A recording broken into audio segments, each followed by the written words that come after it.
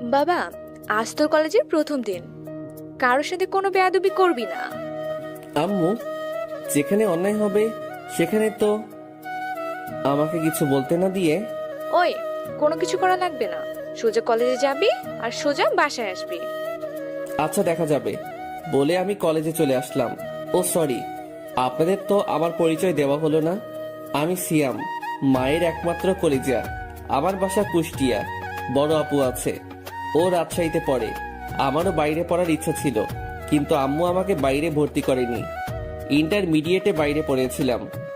বাইরে থাকতে যদি কোনো রকম খারাপ কাজ বলতে অন্যায়ের প্রতিবাদ করতাম, যে যত বড়ই হোক না কেন। আর আব্বু আমাকে সবসময় সাপোর্ট করত। আমার আব্বু এই শহরের নামকরা পুলিশ কমিশনার রশিদ খান, কিন্তু আম্মু ভয় পেত। তার জন্যই আমাকে অনার্সে ভর্তি না করে বাসায় চলে আসতে বলে। আর এইখানে ডিগ্রিতে ভর্তি হয়েছি। আজ আমার কলেজের প্রথম দিন। যাক, অনেক পরিচয় দেওয়া হয়েছে, এখন সামনে কি হয় দেখতে থাকি। তারপরে আমি কলেজের দিকে রওনা দিলাম। কিছুক্ষণ পর কলেজে পৌঁছে গেলাম। কলেজেই ঢুকতেই পাশে থেকে মেয়েলি কণ্ঠে কে যেন ডাক দিল। এই ছেলে। জি, আমাকে বলছেন? তুই ছাড়া তো এখানে আর কেউ নেই। দেখে বুঝলাম এরা কলেজের সিনিয়র আপু। আর একটা মেয়ে সবার মাঝে বাইকের উপরে বসে আছে। শার্ট প্যান্ট হাতে, ব্রেসলেট, পায়ে জুতো, সবকিছু দিয়ে ছেলের মতো লাগছে। জি ভাইয়া, বলেন। ওই, আমাদের দেখে কি তোর ভাইয়া মনে হচ্ছে? তো আপনাদের দেখে কোন দিক দিয়ে মেয়ে মনে হচ্ছে? তোর সাহস তো কম নয়, আমার মুখে মুখে তর্ক করছিস। পাশে তাকিয়ে দেখলাম দুইটা ছেলে কান ধরে উঠবস করছে। ওই, তোমরা কোন বর্ষ? জি ভাইয়া, প্রথম বর্ষ। উঠে দাঁড়িয়ে থাকো, আর উঠবস করা লাগবে না। ধন্যবাদ ভাইয়া। ভাইয়া বলা লাগবে না, আমিও প্রথম বর্ষে। ওই, তোর তো সাহস কম নয়, তুই প্রথম বর্ষ হয়ে আমার সাথে এইভাবে কথা বলছিস? জানিস আমি কোন বর্ষ? না, আর জানার কোনো ইচ্ছাও নেই। কুত্তার বাচ্চা, তোর সাহস তো কম নয়। বলার সাথে সাথে ঠাস করে পড়ে গেল। ও, সেটা আবার গালে না, ওই আপুর ঠোঁটে। ঠিক শুনেছেন, আমি ওনাকে চড় দেইনি, তাকে কিস করেছি।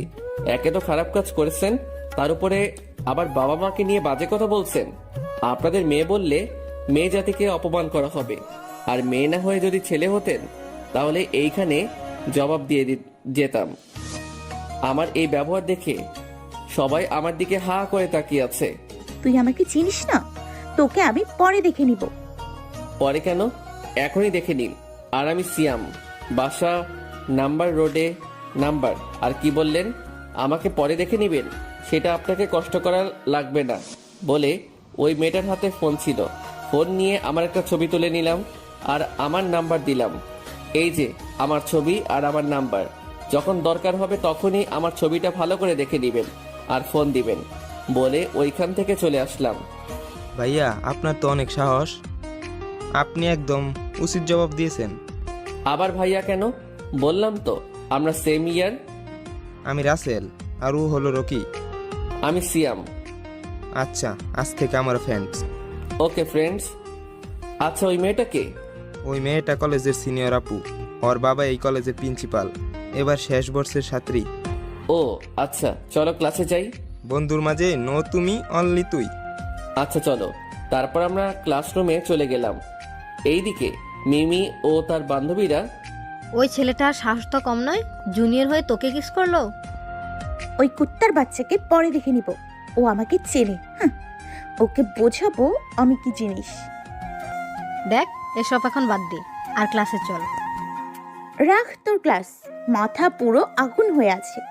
যা তাড়াতাড়ি সিগারেট নিয়ে আয়। মিমির বান্ধবী সিগারেট নিয়ে আসলো। এইদিকে আমি ক্লাসে সবার সাথে পরিচিত হলাম। রাসেল, রকি আর একটা মেয়ে বান্ধবী হলো, ওর নাম ফারহানা। ক্লাস শেষ করে বাইরে এসে বসে গল্প করছিলাম তাদের সাথে। তখন রাসেল বলে উঠলো, দেখ বন্ধু, পিছনে মিমি আসছে।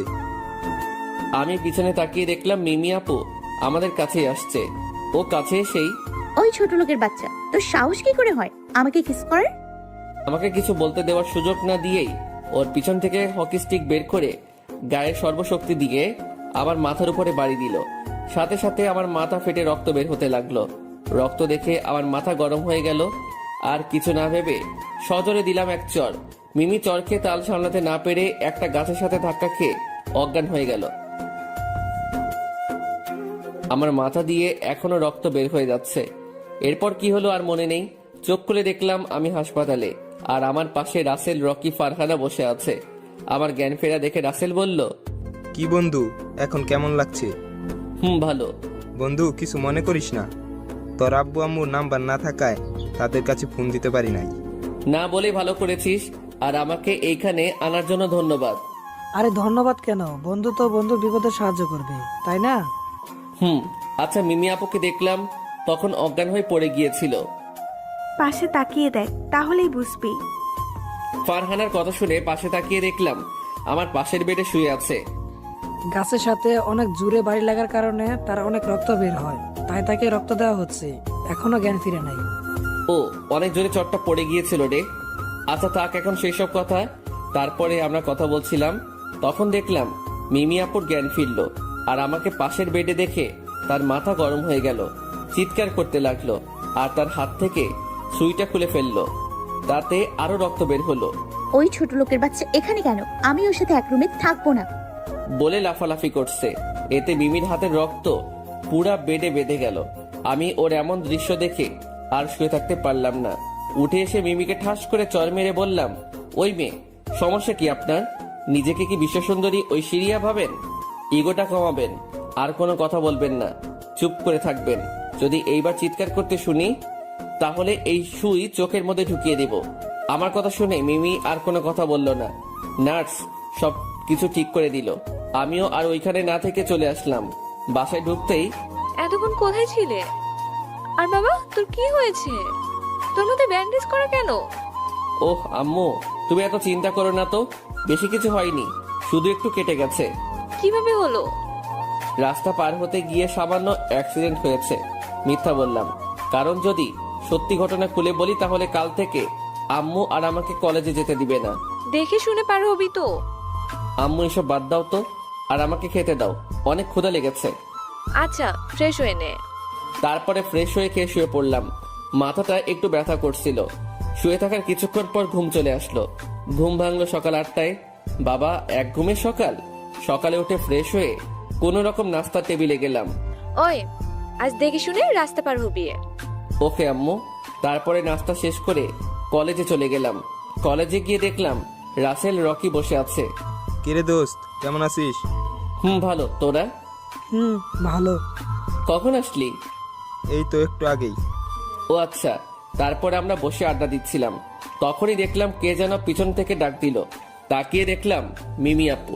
মিমি আপু আমার কাছে এসেই আমাকে, আসলে আমি সত্যিই দুঃখিত, তোমার সাথে অনেক খারাপ ব্যবহার করেছি। মিমি আপুর কথা শুনে আমি সহ আমার সব বন্ধুরা অবাক হয়ে গেল। কাল পর্যন্ত গুন্ডি বলে চিনতাম, আর আজ একদিনে এত চেঞ্জ। ব্যাপার কি? কিছুই তো বুঝলাম না। অন্য কোনো ধান্দা করেছি নাকি? মনে মনে ভাবলাম। কি হলো, কথা বলছো না কেন? জি আপু, এসব মনে করে নিজেকে ছোট করবেন না। আর ভুল তো আমিও করেছি। না, তোমার থেকে আমিই বেশি করেছি। মিমি, মিমি বলে ডাকি, আপু বলতে কেমন লাগে? আচ্ছা আপু, এসব বাদ দিন এখন। আর তোমার নামটা যেন কি? জি আপু, আমার নাম সিয়াম। উফ, এত আপু আপু করছো কেন? আপনি আমার থেকে সিনিয়র তাই। তো কি হয়েছে, আজ থেকে আমার নাম ধরেই ডাকবে। কি বলছেন আপু এসব? আপনি তো আমার অনেক বড়। ওই, আমি বুড়ি হয়ে গেছি? না না, তাই নয়, আপনি দেখতে যথেষ্ট সুন্দরী। শোনো, আমি তোমার থেকে মাত্র 2 বছর বড়, তাই আজ থেকে আমাকে নাম ধরেই ডাকবে। ওকে আপু। আবারও আপু? সরি মিমি। মনে থাকে জানো। আর তোমার বাবা কি করে? একটা ছোটখাটো ব্যবসা করে। মিথ্যা বললাম, আসলে আব্বু পাওয়ার চলতে আমার ইচ্ছা করে না।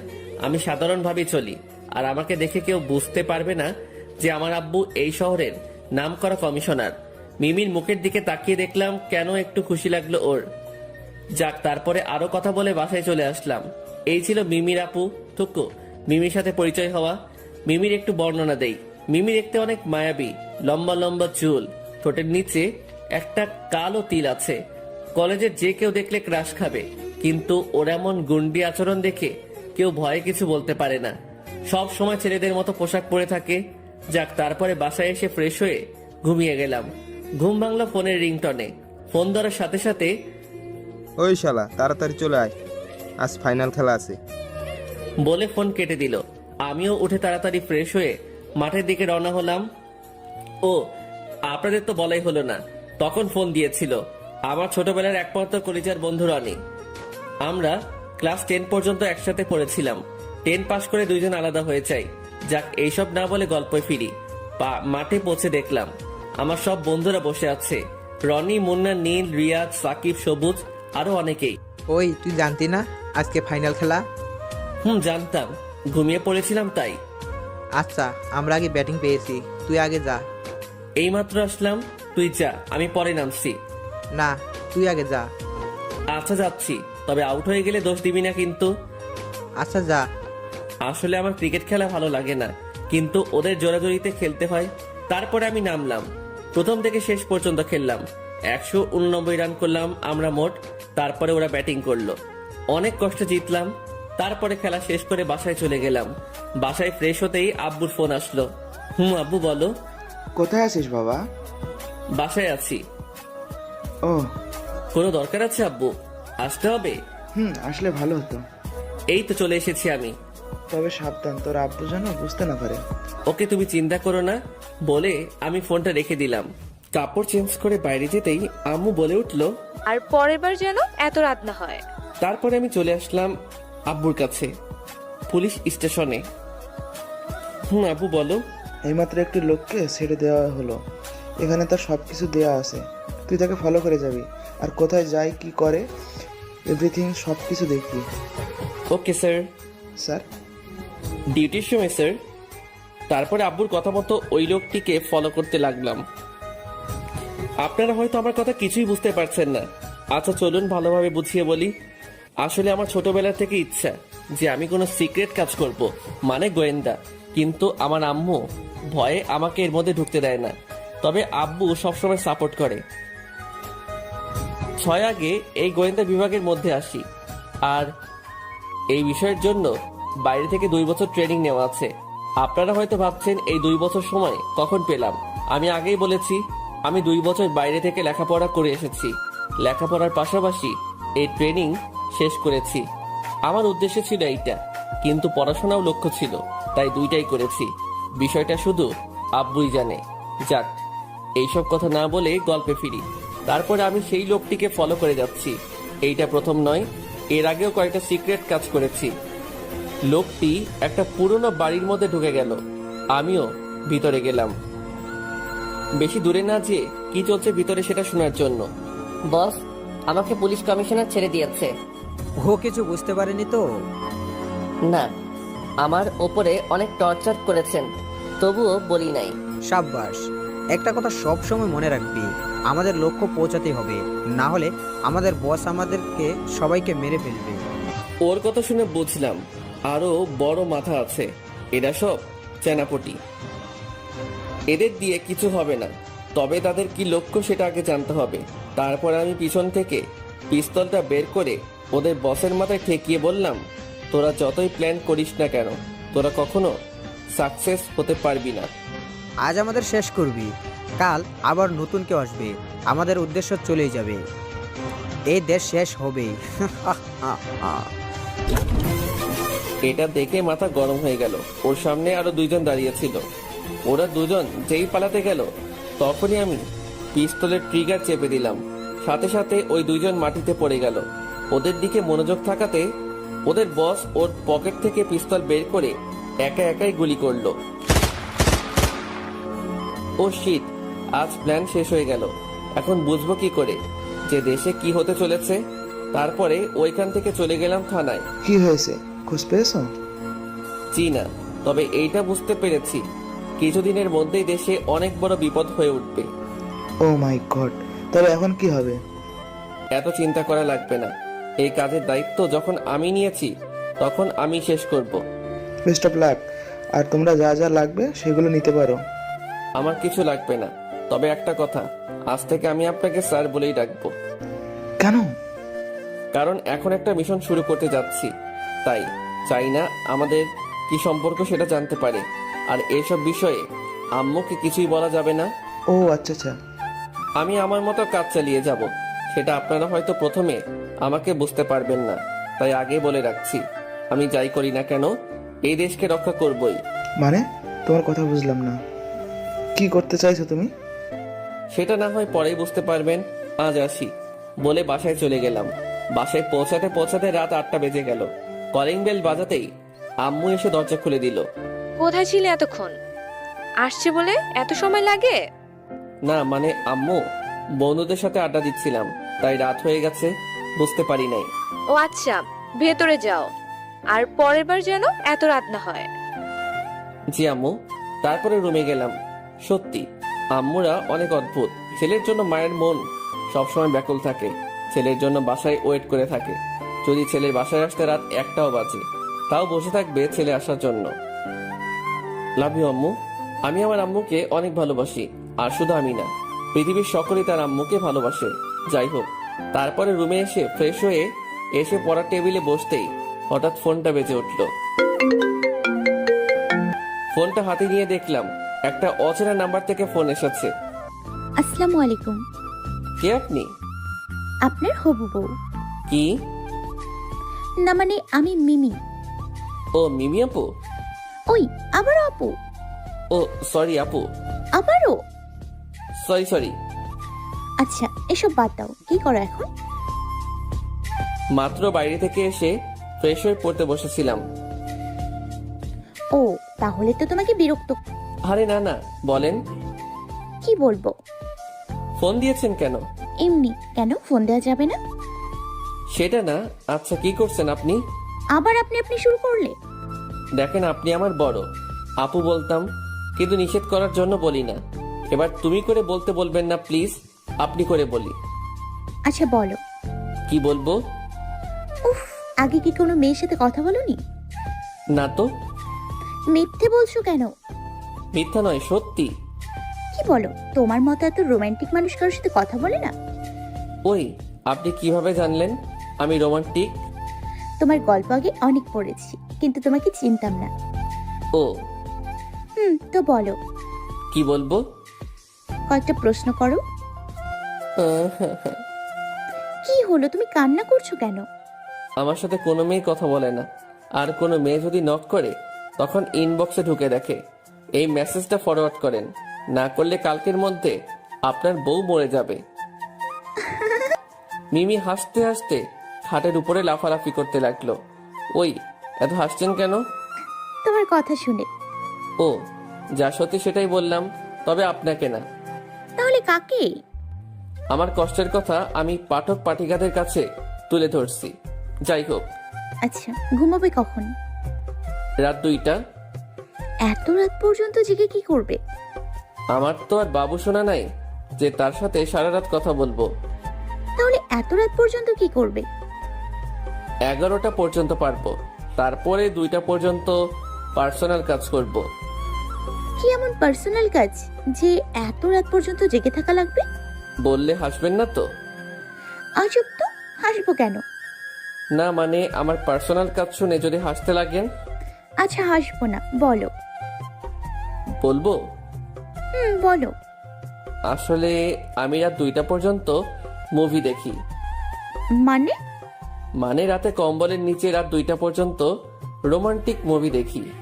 আচ্ছা এই জন্যই তো ভাবি আপনি এত রোমান্টিক গল্প লিখেন কিভাবে। কিভাবে? এই যে তুমি রোমান্টিক মুভি দেখতে দেখতে তুমিই রোমান্টিক হয়ে গেছো। ও তাই? আচ্ছা, পরবর্তী গল্প কষ্টের দিব। সেটা পরে দেখা যাবে। আর আজ থেকে তাড়াতাড়ি ঘুমিয়ে পড়বে, কেমন? পারবো না তো, অনেক কষ্টে এমন অভ্যাস গড়ে তুলেছি। ইস, আমার কি সুন্দর অভ্যাস গো। তারপরে মিমির সাথে আরো অনেক কথা বললাম। ফোন কেটে দিয়ে ঘড়ির দিকে তাকিয়ে দেখলাম 1টা বেজে গেছে। এতক্ষণ কথা বললাম, জীবনের প্রথম কোনো মেয়ের সাথে এত কথা বললাম। এইটা শুধু গল্পেই, কারণ বাস্তবে আমার এক্স কালনাগিনীর সাথে কথা বলেছি। যাক, তারপরে ঘুমিয়ে গেলাম। পরের দিন সেটা না হয় কালকে জানা যাবে। ফোন কেটে দিয়ে ঘড়ির দিকে তাকিয়ে দেখলাম 1টা বেজে গেছে। যাক, তারপরে ঘুমিয়ে পড়লাম। সকালে ঘুম ভাঙলো আম্মুর ডাকে। উঠে ফ্রেশ হয়ে কলেজে চলে গেলাম, কারণ কলেজে না গিয়ে ওই কাজ করলে আম্মু বুঝতে পারবে। দুটাই একসাথে করা লাগবে। কলেজে গিয়ে দেখলাম রাসেল রকি বসে আছে। কিরে দোস্ত, কেমন আছিস? এই তো ভালো, তুই? ভালো। কিরে, তোর আবার কি হলো? এইভাবে মন খারাপ করে বসে কেন? আমি রকিকে উদ্দেশ্য করে বললাম। ওই শালা তো রোমিও হয়ে গেছে। মানে? ফারহানাকে ভালোবাসে, কিন্তু ফারহানা অন্য একটা ছেলেকে ভালোবাসে। আরে কলেজে কি মেয়ের অভাব নাকি? একটা গেছে অন্যটার পিছনে যা। না দোস্ত, আমি ওকে অনেক ভালোবাসি। কিন্তু তোকে তো ও ভালোবাসে না। সেই জন্যই তো তোকে বললাম, এখন তুই সাহায্য করবি, কিভাবে করবি সেটা জানি না। ওই, আমি সাহায্য করব মানে? তুই যা শুনেছিস সেটাই, কিভাবে করবি সেটা তোর ব্যাপার, কিন্তু ফারহানা যেন আমার হয়। আমি পারবো না। পারবি না তো? অবশ্যই না। আচ্ছা দেখ আমি কি করি। আচ্ছা দেখি কি করিস। তারপরে রকি সবাইকে উদ্দেশ্য করে বলল, একটা ছেলে কথা আপনাদের কাছে বলি। একটা ছেলে যে ডিগ্রি প্রথম বর্ষে পড়ে, আর একটা মেয়ে শেষ বর্ষে পড়ে। তাদের প্রথম ঝগড়া দিয়ে শুরু হয়, পরে কিসিং, কেয়ারিং, আর এখন তাদের মধ্যে প্রেম চলছে। জুনিয়র সিনিয়রের প্রেম চলছে। তাদের নাম শুনবেন না? হুম। রকির কথা শুনে বুঝতে পারলাম ওই শালা আমার কথাই বলছে, তাই ওকে কিছু বলতে না দিয়ে বসিয়ে দিলাম। ওই শালা চুপ। আগে তুই বল, সাহায্য করবি? আচ্ছা আচ্ছা করব। ওকে বন্ধু। রাখ তোর বন্ধু। আচ্ছা বল, কখন বলবি? কালকে। কেন আজ বলবি না? শালা তোর মতো রোমিং না যে কি বলবো সেটা এখনই বলতে পারবো। রাতে ভেবে কালকে বলবো। রাজি হলে ভালো, আর না হইলে যা। আচ্ছা আচ্ছা তাই হবে। তারপরে ক্লাসে গেলাম। বাইরে গেলাম, দোস্ত আর ক্লাস করব না, একটু কাজ আছে। ও আচ্ছা, যা। আর আমার কথাটা মনে রাখিস। হুম ভাই, থাকবে। তারপরে চলে আসলাম। কলেজের গেটের সামনে যেতেই দেখলাম মিমি আপু দাঁড়িয়ে আছে। আমি তাকে না দেখার ভান করে পাশ দিয়ে বাইক নিয়ে চলে যেতে লাগলাম, কিন্তু সেটা আর ওর চোখে আড়াল হলো না, কারণ সে আমার জন্যই দাঁড়িয়ে আছে। ওই দাঁড়ো দাঁড়ো। জি বলেন। বলবো মানে, সেই কখন থেকে দাঁড়িয়ে আছি তোমার সাথে যাব বলে, আর তুমি আমাকে না নিয়ে চলে যাচ্ছ। কোথায় যাবেন? বাসায় যাব। নিয়ে যেতে পারি একটা শর্তে। কি শর্ত? আপনি এই পোশাক আর পরবেন না। কাল থেকে বোরখা হিজাব পরে কলেজে আসবেন। কেন? আমি এগুলো পরে আসলে তোমার কি? না মানে এইগুলো করে আসলে আপনাকে ভালো লাগে না। আচ্ছা সব বাদ দিয়ে চলো। তারপরে মিমি বাইকে উঠে একবারে আমার সাথে মিশে বসলো। আপু। ওই কি বললে? না মানে বলছিলাম আপনি পিছনে একটু এগিয়ে বসেন। কেন? না মানে আমার কেমন যেন লাগছে। নিজেকে কন্ট্রোল করতে পারবে না তার জন্য বলছো, তাই তো? থাক, আর এত অবাক হওয়া লাগবে না, চলো। তারপরে বাইক চালাতে লাগলাম। মিমি আস্তে আস্তে আমার আরো অনেক কাছে চলে আসলো। এত কাছে আসলো যে তার গরম নিঃশ্বাস আমার ঘাড়ে পড়ছে। ইস, আমার সারা শরীর যেন কেঁপে উঠলো। একটা অনুভূতি কাজ করছিল, সেটা কাল পর্যন্ত আমার মাঝে ছিলই না। যাক, তারপরে আর বেশি চিন্তা করতে গেলে অ্যাক্সিডেন্ট করে ফেলবো। তারপরে মিমি আপুকে নামিয়ে দিয়ে এসে চললাম আমার উদ্দেশ্যে। কোথায় তুমি? আর কোনো কিছু খবর পেয়েছো? না ভাইয়া, তেমন কিছু পাইনি। এই কয়েকদিন কিছু অদ্ভুত ব্যাপার লক্ষ্য করছি। আচ্ছা, তুমি এইখানে আসো বলে আমি ফোনটা কেটে দিলাম। ও হচ্ছে রাজ, ওর সাথে 2 বছর গোয়েন্দা বিভাগে একসাথে ট্রেনিং করেছিলাম। ওর থেকে আমি 1 বছরের বড়। যাক, তারপরে ওর বলা জায়গায় চলে আসলাম। বলো এবার, কেমন অদ্ভুত ব্যাপার দেখছো?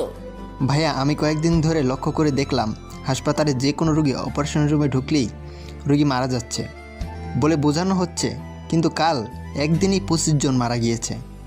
হোয়াট? Are you sure? আচ্ছা শোনো, তুমি কাল থেকে ওই হাসপাতালটা ফলো রাখবে। কি হচ্ছে সেটা আগে জানতে হবে। জি ভাইয়া।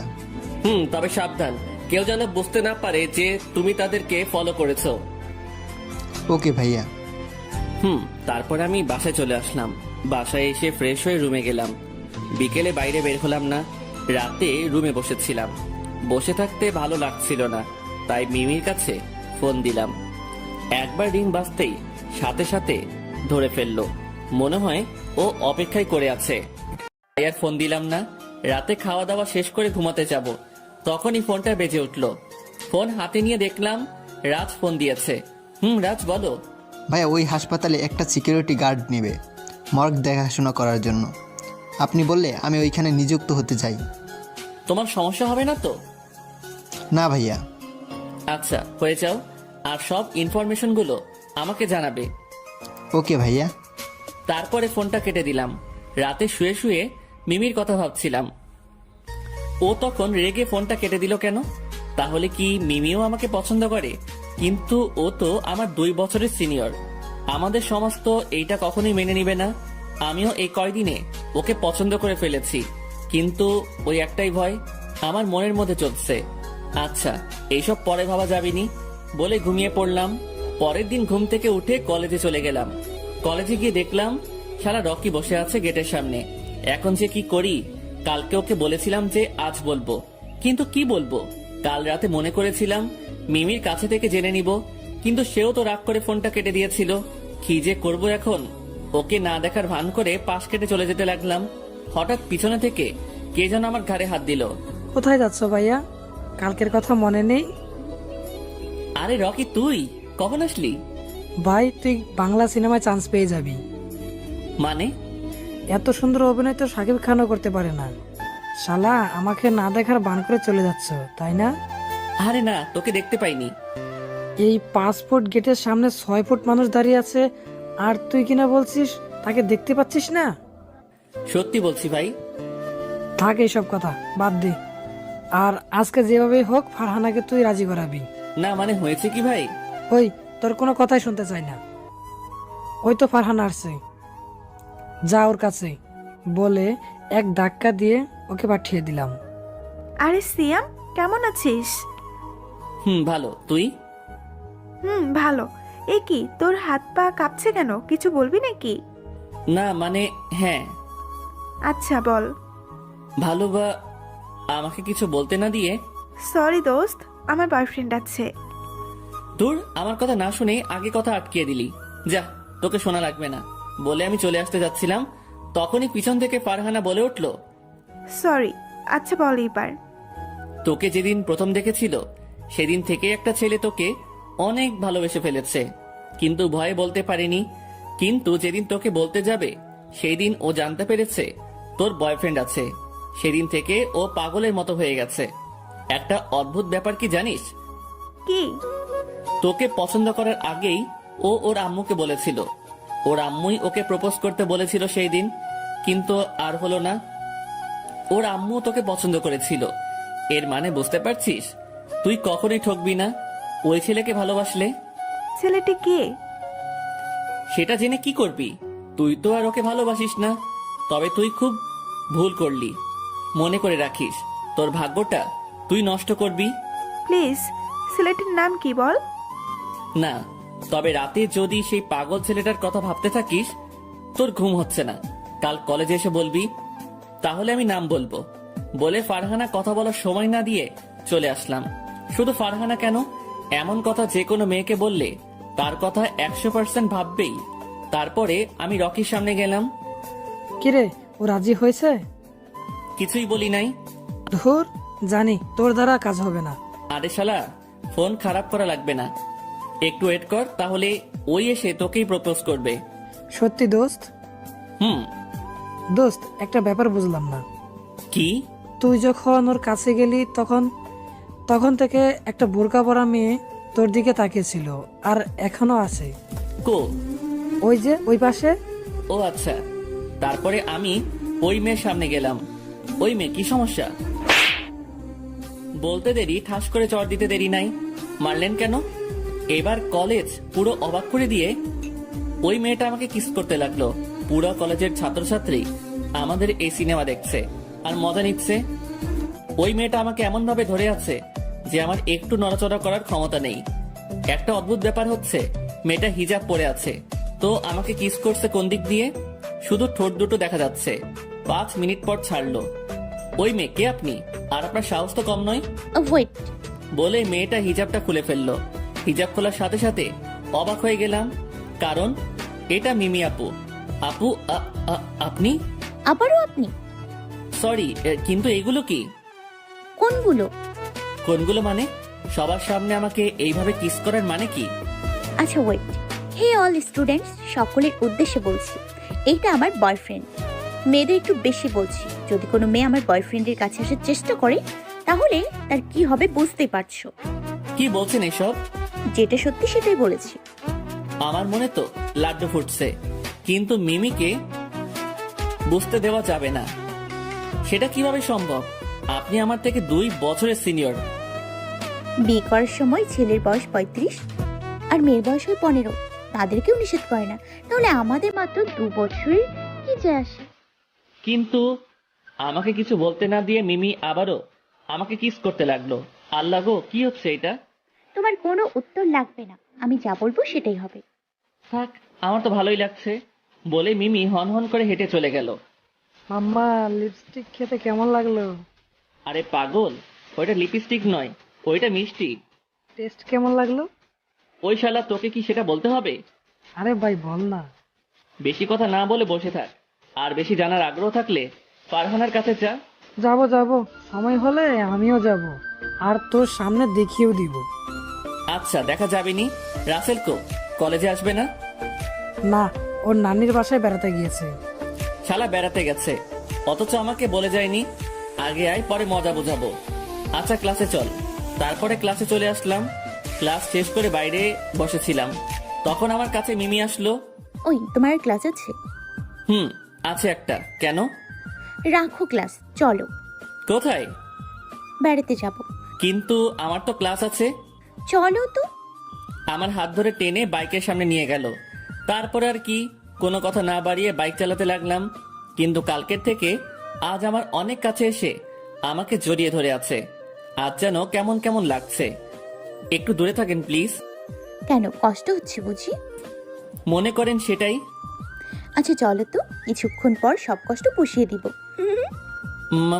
মানে? উফ, এত মানে মানে করছো কেন? আগে চলো। কোথায় যাব? যেদিক দিয়ে যেতে বলবো সেদিক দিয়ে যেতে থাকবে। জি। তারপরে মিমির কথা মতো যেতে লাগলাম। কিছুক্ষণ যাওয়ার পর, এ কি, এটা তো সিনেমা হল। এইখানেই তো রোম্যান্স হবে। মানে? এত মানে মানে করে লাগবে না, ক্যাবলা কান্ত। আগে ভেতরে চলো, তারপরে সব বুঝিয়ে দিচ্ছি। তারপরে মিমির কথা মতো সিনেমা হলে ঢুকলাম। মিমি টিকিট কেটে এক কর্নারে দুজনে বসলাম। আমি বসতেই মিমি আমার কোলের উপরে বসে পড়ল। এ কি, আপনি আমার উপরে বসছেন কেন? পাশে তো সিট আছেই। আচ্ছা তো কি হয়েছে, আমি তোমার কাছে আসবো। তাহলে একটা টিকিট কিনতেন, তাহলে 1টার টাকা বেঁচে যেত। ওই চুপ, কোনো কথা হবে না, চুপচাপ বসে থাকো। মিমির কথা মতো চুপচাপ বসে থাকলাম। কিছুক্ষণ পর হঠাৎ মিমি আমাকে কিস করতে লাগলো। কি হচ্ছে আমার সাথে? রিমি 5 মিনিট পর ছেড়ে দিয়ে বলল, ওই তুমি কি গাধা? গাদা হব কেন? সেটাই তো মনে হচ্ছে। কেন? আচ্ছা, এক হাতে কি কখনো তালি বাজে? না। আমাদেরও তাই হয়েছে। মানে সেটা পাশে তাকালেই বুঝবে। মিমির কথা মতো আমার পাশে তাকিয়ে দেখলাম একটা ছেলে একটা মেয়েকে কিস করছে। ওরা তো কিসিং করছে। সেটা তো করছে, কিন্তু ওদের মতো আমাদের কোনটা মিল নেই দেখো তো। আমি ভালোভাবে দেখে বললাম, কই, সবই তো ঠিক আছে। এই জন্যই তো তোমাকে গাধা বলি। এবার? আচ্ছা দেখো, ওরা একে অপরকে রেসপন্স করছে, আর কিসিং এ এটাই আসল। একজন আরেকজনকে রেসপন্স না করলে সেই কিসিং এর মজা হয় না। আচ্ছা, আপনি এত কিছু জানলেন কিভাবে? টিভিতে দেখে শিখেছি। ও। এইবার শুরু করবে, আর আমি যেভাবে যেভাবে করব তুমি আমার সাথে সেভাবে সাড়া দিয়ে যাবে। আচ্ছা। আচ্ছা বলতে দেরি, মিমির অ্যাটাক করতে দেরি নাই। মিমি আমার ঠোঁট চুষতে লাগলো, আমিও মিমির সাথে রেসপন্স দিতে লাগলাম। এইভাবে অনেকক্ষণ চলল। মিমি এখনো আমার কোলের উপরে বসে আমাকে শক্ত করে জড়িয়ে ধরে কিস করেই যাচ্ছে। এইভাবেই চলতেই যাচ্ছে। আমারও অনেক অনেক অনেক অনেক অনেক ভালো লাগছে। এমন মজা জীবনে কখনো পাইনি। জীবনে প্রথম কিস মিমির সাথেই, আবার সেটা যদি হয় সিনিয়র আপুর সাথে, উফ, মজাই আলাদা। আমাকে বেশি কষ্ট করা লাগবে না, কারণ সিনিয়ররা বোঝে কখন কি করতে হয়। যাক, তারপরে এইভাবে আরো 1 ঘন্টা চলার পর এখন বন্ধ হয়ে গেল। কেমন লাগলো বাবু? পুরাই রসেধারি। আরো লাগবে নাকি? মন্দ হয় না, তবে এইবার হবে আমার স্টাইলে বলে আমি মিমির গাল ধরে শুরু করে দিলাম ফিল্ম স্টাইলে। এইভাবে আরো 1 ঘন্টা চললো। ছেড়ে দেওয়ার পর ওয়াও, তুমিও তো সেই পারো। পাগলি, আমি একজন রাইটার। তাই তো। সরি, আমি আপনাকে পাগলি বলে ফেলেছি। আরে পাগল, আমিই তো তোমার পাগলি, আর আজকে আমাকে পাগলি বলেই ডাকবে। ওকে, 2 ঘন্টার মুভি, আমরা 2 ঘন্টা কিসিং এই শেষ করে দিলাম। অনেক ভালো, তাই না? খুব ভালো। তারপরে সিনেমা শেষ হয়ে গেল। আমরা তো আর সিনেমা দেখি নাই। সিনেমা হল থেকে বের হয়ে মিমিকে নিয়ে চলে আসলাম। তারপরে তাকে বাসায় নামিয়ে দিয়ে বাসায় চলে আসলাম। বাসায় পৌঁছাতে সন্ধ্যা হয়ে গেল। বাসায় এসে ফ্রেশ হয়ে খেয়ে আবার বাইরে চলে আসলাম। বাইরে বলতে রাজের কাছে। ও আমাকে ফোন দিয়েছিল, তাই এখন আমি ওর কাছে যাচ্ছি। কিছুক্ষণ পর রাজের কাছে পৌঁছে গেলাম। রাজ বলো। সরি ভাইয়া, এখানে কিছুদিন ধরে বড় ধরনের কিছু চলছে, কিন্তু আজ পর্যন্ত কিছুই বুঝতে পারছি না। আচ্ছা, তুমি কি শিওর যে এই হাসপাতালে কোনো সমস্যা চলছে? অনেক বড় ধরনের কিছু চলছে, কিন্তু কি সেটাই বুঝতে পারছি না। আচ্ছা, সমস্যা নেই, আর কিছুদিন দেখো। আচ্ছা ভাইয়া। ওকে। তারপরে চলে আসলাম।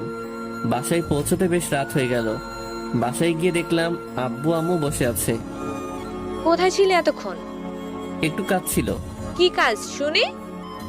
আসলে ওই তো লেখাপড়ার পাশাপাশি আউটসোর্সিং এর কাজ চলছে। তাই তোমাকে ভয়ে বলতে পারি না। এই কথা? ভয়ের কি আছে? এমনি আম্মু। কিন্তু তোর তো ল্যাপটপ নেই। আম্মু, আব্বুকে ল্যাপটপ কিনে দিতে বলেছি, কিন্তু আব্বু দিচ্ছে না। কেন দিচ্ছে না? জানি না। ওই, সিয়ামকে ল্যাপটপ কিনে দিচ্ছ না কেন? না মানে। কোনো মানে নয়, কাল যেন কিনে দেয়া হয়। আচ্ছা। আমি তো মনে মনে সেই খুশি, এতদিন পর ইচ্ছা পূরণ হচ্ছে। সুযোগের সদ্ব্যবহার করে নিলি। কি বললে? কাউকে কিছু না তো। আব্বু আমার আম্মুকে দেখে সেইরকম ভয় পায়। থ্যাঙ্কস আম্মু। তারপরে রুমে চলে গেলাম। রাতে খাওয়া দাওয়া শেষ করে কম্বলের মধ্যে ঢুকে মুভি দেখছিলাম। রাত 1টা ছুঁই। হঠাৎ ফোনটা বেজে উঠল। দেখলাম মিমি ফোন করেছে। এই রে, এখন যদি ফোন ধরে বলি আমি মুভি দেখছি, তাহলে আমাকে শেষ করে দিবে। প্রথমবার ফোন ধরলাম না, পরের বার ফোন ধরলাম। বলেন। কি করছিলে তুমি? ঘুমাচ্ছিলাম তো। মিথ্যে বলবে না, সত্যি করে বলো। না মানে হয়েছে কি। থাক, আর বলা লাগবে না। এক্ষুনি চলে আসো আমার বাসায়, ঘুম হচ্ছে না আমার। মাথা ঠিক আছে আপনার? এখন রাত 1টা বাজে, তার উপর শীতের রাত। এত কিছু জানি না, এক্ষুনি আসবে সেটাই জানি। বলে ফোন কেটে দিল। এইদিকে আমি পড়লাম মহাবিপদে। এত রাতে ঠান্ডার সময় বাইরে যাব কি করে? কিন্তু না গেলেও তো হবে না। ধুর, আর কিছু না ভেবে উঠে ফ্রেশ হয়ে বের হয়ে আসলাম। ওর বাসা থেকে আমার বাসা বেশি দূরে ছিল না, তাই বেশি একটা সময়ও লাগলো না। ওর বাসায় পৌঁছালাম, কিন্তু ওর বাসা তো 2 তলা। এখন বুঝবো কি করে ওর রুম কোনটা? উপরের রুমে দেখলাম লাইট জ্বলছে, ভাবলাম ওইটাই ওর রুম। যেই ভাবা সেই কাজ, অনেক কষ্টে পাইপ বেয়ে উপরে উঠলাম। আমার আইডিয়াই ঠিক ছিল, ওইটাই মিমির রুম। দরজা খোলাই ছিল, তাই ভিতরে গিয়ে দেখলাম মিমি ঘুমিয়ে আছে। ওর মাথার পাশে বসলাম। মিমিকে ঘুমন্ত অবস্থায় দেখতে জেনে ঠিক জান্নাতি হুরের মতন লাগছে। ওর মাথায় হাত বুলিয়ে দিতে লাগলাম। হঠাৎ তার ঠোঁটের দিকে বদ নজর চলে গেল। কন্ট্রোল সিয়াম, কন্ট্রোল। ওইটা তো সিনিয়র আপু। আরে ধুর, ওর কথা বাদ দে। ও তো তোকে ভালোবাসে, তাহলে তোর সমস্যা কোথায়? আর ভালোবাসা কখনো বয়স মানে না। সারা নিজে এখন কনফিউজড হয়ে গেলাম। ধুর, যা হয় পরে দেখা যাবে বলেই মিমির ঠোঁট চুষতে শুরু করে দিলাম। এইদিকে মিমি আমার ঠোঁটের স্পর্শ পেয়ে কেঁপে উঠল আর মিটমিটে হাসতে লাগলো। তার মানে ও এতক্ষণ ঘুমের অভিনয় করেছিল। ও আমার সাথে রেসপন্স দিতে লাগলো। থাক না, অভিনয় করলে কি, ভালোই তো লাগছে। যাক, তারপরে এইভাবে কিছু সময় চলার পরে ছেড়ে দিলাম। কি হলো, ছেড়ে দিলে কেন? ঠান্ডা লাগছে আমার। এই ব্যাপার? বলে মিমি আমাকে কম্বলের মধ্যে নিয়ে ও আমার বুকের উপর চেপে বসে, আবারও ঠোঁট মিলিয়ে দিল। উফ, এত মজা লাগছে যে বলে বোঝাতে পারবো না। এইভাবে আরো কিছু সময় চললো। হঠাৎ আজানের ধ্বনি কানে আসলো। হঠাৎ মানে ভোর হয়ে গেছে, তাই ওই ছাড়েন তাড়াতাড়ি। কেন? কেন মানে? আজান দিচ্ছে, শুনতে পাচ্ছেন না? তো কি হয়েছে?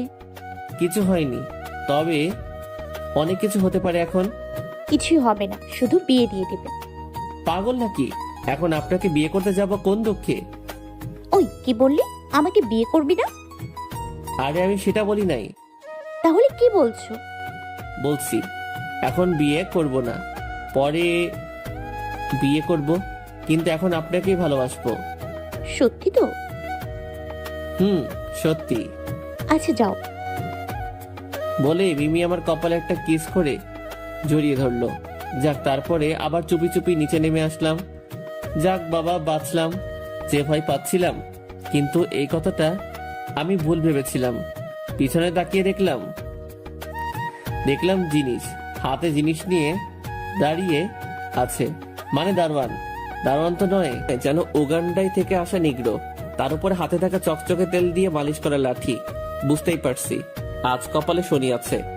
আসসালামু আলাইকুম চাচা। চাচার নাম কি? চাচার বাসা কোথায়?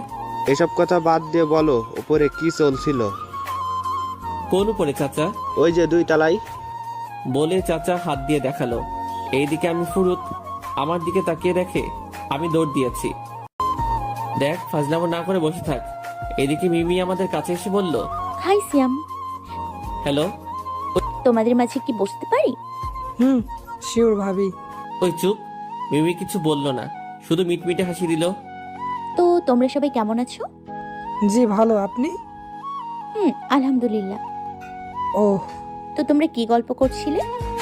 আসলেই আমাকে না বলতে দিয়ে রকি বলল, আসলে আমাদের গল্প তো আপনাকে বলা যাবে না।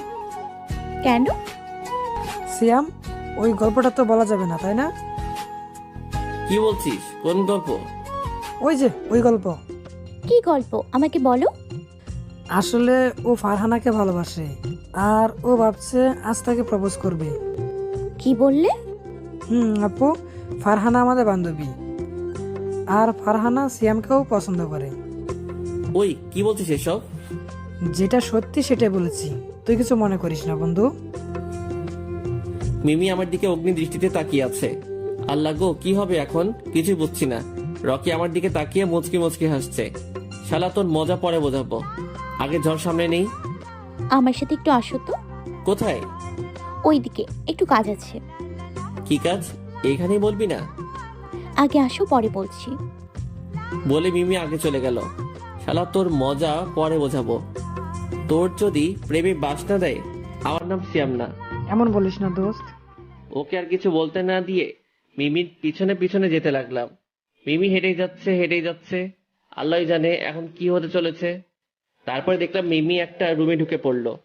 আমার দরজার সামনে দাঁড়িয়ে আছি। কি হলো, ভেতরে আসছো না কেন? না মানে, কেউ দেখলে তো সমস্যা হবে। কলেজ আমার বাবার, আমি সেটা বোঝাবো। আচ্ছা, আসছি। আমার খেল খতম হয়ে আসছে, বুঝতেই পারছি। আমি ভিতরে ঢুকতেই মিমি দরজা বন্ধ করে দিল। কি ব্যাপার? আপনি দরজা বন্ধ করে দিলেন কেন? আজ এই রুমে একজনের খুন হবে। আমি তোতলাতে বললাম, মানে আপনাকে খুন করে জেলে যাব। কিন্তু কেন? আমি বাদে অন্য মেয়ের সাথে টাঙ্কি মারা, তাই না? দেখাচ্ছি মজা। বিশ্বাস করেন, ও আমার শুধু বন্ধু, এর থেকে বেশি কিছু না। শুধু বন্ধু, তাই না? তাহলে ও ওই কথা কেন বললো? আপনাকে রাগানোর জন্য বলেছে। থাক, আমি নিজের চোখে দেখেছি, তোমাকে আর কিছু বলার লাগবে না। না মানে। ওই চুপ, কোনো কথা হবে না। মিমির কথা শুনে আমি চুপচাপ মাথা নিচু করে দাঁড়িয়ে আছি। এর শাস্তি আজ পেতেই হবে। সরি। চুপ, কোনো কথা বলবে না। আর কিছু বললাম না। তারপরে অবাক করে মিমি আমাকে ঠাস করে কিস করতে লাগলো। আমি তো পুরাই অবাক। কি করছে মিমি? 5 মিনিট পর ছেড়ে দিল। কেমন সারপ্রাইজ দিলাম বাবু? মানে আগে ভয় পরে মিষ্টি। আমি জানি তুমি কেমন। তাই কারোর কাছে থেকে তোমার বর্ণনা নেওয়া লাগবে না। তোমার প্রতি আমার অনেক বিশ্বাস আছে। এর জন্য এত কিছু? হুম হুম তাই বলে এইভাবে রাগ দেখাবে? আসলে তুমি ভয় করলে তোমাকে কেমন লাগে দেখার জন্য এমন করলাম। তো কেমন দেখলেন? একদম কিউটের টিপ্পার মতো লাগলো। আমি তো ভয়ে শেষ হয়ে যাচ্ছিলাম। এখন তো পুষিয়ে দিলাম। হুম, পুষেনি। কেন? আচ্ছা দেখাচ্ছি। বলে মিমিকে কোলে তুলে নিয়ে বেঞ্চের উপর বসিয়ে দিয়ে এক টানে আমার বুকের কাছে এনে 2 হাত দিয়ে মিমির 2 গাল ধরে ইংলিশ রোমান্টিক মুভির মতো কিসিং করতে লাগলাম। মিমি তো আমার এমন কাণ্ড দেখে অবাক হয়ে আমার দিকে তাকিয়ে আছে। আর এই সিনিয়র গার্লফ্রেন্ড আমার অবাক পরে হয়েন এখন আমার সাথে রেসপন্স দিতে ঢুকিয়ে রোগীর পেটের মধ্য দিয়ে দামি জিনিসগুলো বের করে নিচ্ছে। সেইগুলো কি কি? সেগুলো কি সেটা আমি এখনো বুঝতে পারি নাই, কিন্তু আন্দাজ করে বলতে পারছি যে রোগীর দামে কিছুই নেওয়া হচ্ছে। আচ্ছা, তোমাকে একটা কাজ করা লাগবে। কি কাজ ভাইয়া? আজ এই মর্গের পাহারা তোমাকেই নিতে হবে, যেভাবেই হোক। কিন্তু কেন ভাইয়া? আমি আজ রাতে আসব, আর মৃত্যু রোগীদের সাথে কি হচ্ছে সেটা দেখা লাগবে। আচ্ছা, যেভাবেই হোক আজ রাতে আমি নাইট ডিউটি করব। আচ্ছা, তারপরে ওইখান থেকে চলে আসলাম। বাইরে এসে দেখি মিমি ওইখানে নেই। আমি তো ভয় পেয়ে গেলাম। তারপরে খুঁজতে খুঁজতে মিমিকে দেখলাম এক ডাক্তারের চেম্বারে বসে আছে। ডাক্তারটি মধ্যবয়সী। আমি রুমে ঢুকে মিমিকে বললাম, আপনি এখানে কি করছেন? আপনাকে আমি সারা জায়গায় খুঁজে বেড়াচ্ছি। আমি ফুপার সাথে গল্প করছিলাম। ফুপা মানে? এইটা আমার ফুপা, ডক্টর রহমান। ও, আসসালামু আলাইকুম আঙ্কেল। ওয়ালাইকুম আসসালাম। আচ্ছা, তখন এত তাড়াতাড়ি ওখান থেকে আসলে কেন? তুমি তো কিছুই বললে না। না, আসলে এখানে আমার একটা ফ্রেন্ড অ্যাক্সিডেন্ট করছে, তাই এসেছি। মিথ্যা বললাম। ও আচ্ছা। তোমার বন্ধুর এখন কি অবস্থা? জি আলহামদুলিল্লাহ ভালো। আচ্ছা শোনো, দরকার হলে আমাকে বলবে। জি। তারপরে ওইখান থেকে চলে আসলাম। আপনি কি এখন ফ্রি আছেন? জি বলেন। তাহলে আমাকে নিয়ে আজ পুরা কুষ্টিয়া শহর ঘুরে বেড়াতে হবে। আচ্ছা, কোথায় যাবেন বলেন। এসবের থেকে ভালো জায়গা, আশেপাশে কেউ থাকবে না, যেখানে তুমি আর আমি থাকবো। আচ্ছা চলেন। তারপরে মিমিকে নিয়ে আমাদের ঐতিহ্য স্থান পুরনো বাংলোর সামনে নিয়ে গেলাম। এটা কোন জায়গা? আর এই বাংলোর সামনে আসলে কেন? আপনি তো বললেন। তাই বলে এখানে? ওই, তোমার মাথায় খারাপ কিছু ঢুকে নাই তো? ছি ছি, কি বলছেন এসব? আপনি তো বললেন এমন জায়গায় যেখানে কেউ থাকবে না। আচ্ছা ভালো, তো এখানে এমন কি আছে যে এইখানে আসলাম? শুধু পুরনো ইট আর আসবাবপত্র ভাঙচুর পড়ে আছে। এই দেখার জন্য এখানে নিয়ে আসলে? না, ভিতরে ঐতিহাসিক কিছু আছে, সেগুলো দেখানোর জন্য। কি সেটা? সেটা ভিতরে গেলেই বুঝতে পারবেন। ওই ওই, হাসবে না কিন্তু। আচ্ছা, তারপরে আমি আর মিমি ভিতরে গেলাম। উদ্দেশ্য, আজ পুরনো বাংলোতে রোম্যান্স হবে। তবে আপনারা চুপ, মিমি যেন জানতে না পারে। তারপরে মিমিকে নিয়ে ভিতরে গেলাম। আর ভিতরে অন্ধকার থাকার জন্য কিছু দেখা যাচ্ছিল না, তাই ফোনের ফ্ল্যাশ লাইট বের করে যেতে লাগলাম। মিমি আগে আগে আর আমি পিছনে পিছনে। ওই, আমার কিন্তু ভয় লাগছে। সে কি, আপনি আমার থেকে বড় হয়ে ভয় পাচ্ছেন? ভয় কি ছোট দেখে হয় নাকি? জানি না তো। ভালো। তারপরে আমি হাঁটতে লাগলাম। হঠাৎ করে জোরে কিছু উড়ে যাওয়ার শব্দ শুনে মিমি পিছন ফিরে আমার দিকে এক লাফ দিয়ে আমার কোলে উঠে পড়লো। আরে আরে, কি করছেন? কোল থেকে নামেন। না, আমার ভয় করছে। আমি তোমার কোলে থাকি প্লিজ। না, আমি আপনার মতো মোটুকে কোলে নিতে পারবো না। কি বললে? আমি মোটু? হুম। যা, তোর কোলে উঠবো না। বলে মিমি নেমে সামনে হাঁটতে লাগলো।